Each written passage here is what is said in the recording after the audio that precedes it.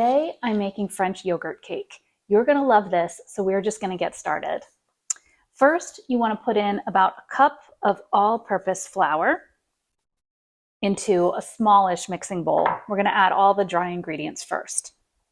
Then I'm going to add a half a cup of almond flour. This helps give the cake a really nice moist texture. And then 3/4 of a cup of regular sugar.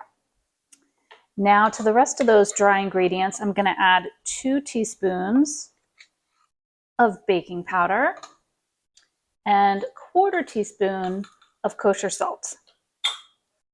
We're going to stir those around, make sure it gets well incorporated, and then we're going to move on to the wet ingredients.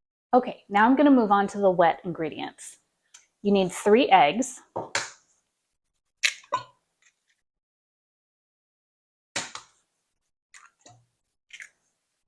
You always want to crack an egg on a flat surface like this. It helps you not get any egg pieces in your bowl. So I've got 3 eggs. I'm going to add a half a cup of olive oil. And you can just use a basic olive oil for this, nothing fancy. Feel free to use a vegetable oil too, if that's what you have. It might seem weird to put oil in cakes, but this really helps the texture. It's really moist. It doesn't dry out easily. It's delicious. Okay, and now I'm adding a half a cup of plain yogurt. I'm using a Greek yogurt, but you can use whatever you want. Just make sure it's plain and not flavored. Okay, once we've got this in one bowl, we're going to whisk it together until it's smooth.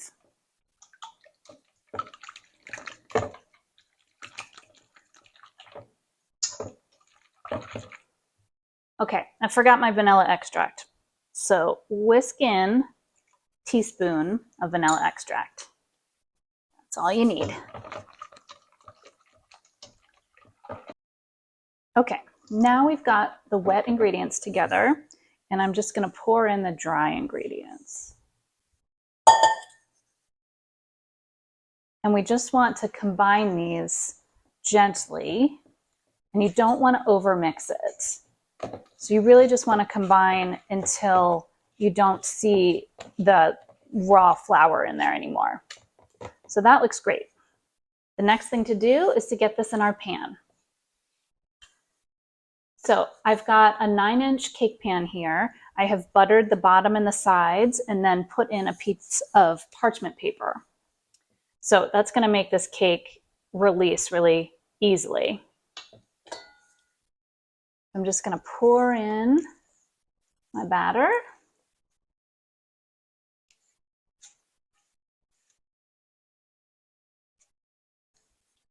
Pour in your batter and then smooth it out a little bit, just like that.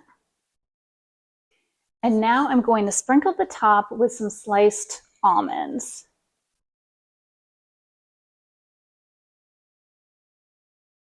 So this is about 1/3 of a cup, but you can also just kind of do it by eye.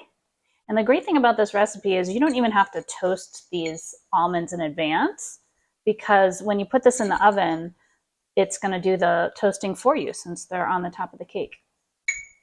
Okay, I'm going to put this in the oven at 350 and we're going to bake for about 25 minutes and then we'll check to see if it's ready.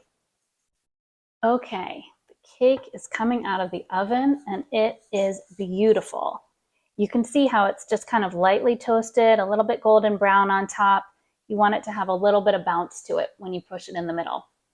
Next, to serve this, all we're going to do is add a little powdered sugar and some fresh berries. Okay, when the cake has cooled for about 10 minutes, you want to take a knife and just run around the edges of the pan to loosen the cake from the sides. Then what you'll do is just put a cutting board or something flat on top of it. I'm going to give it a flip. Unmold it and then just peel off that piece of parchment. How pretty that looks. Then put your serving plate on top. Give it another flip. And there you go.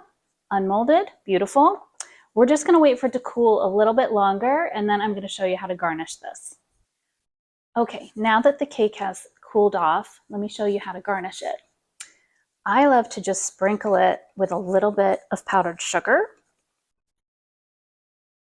So just put some in a sieve like this, tap it, it's lovely, and then put some fresh berries on the top.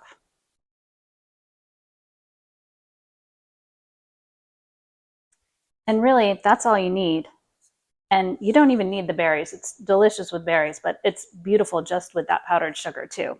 How good does that cake look? I'm ready for a bite.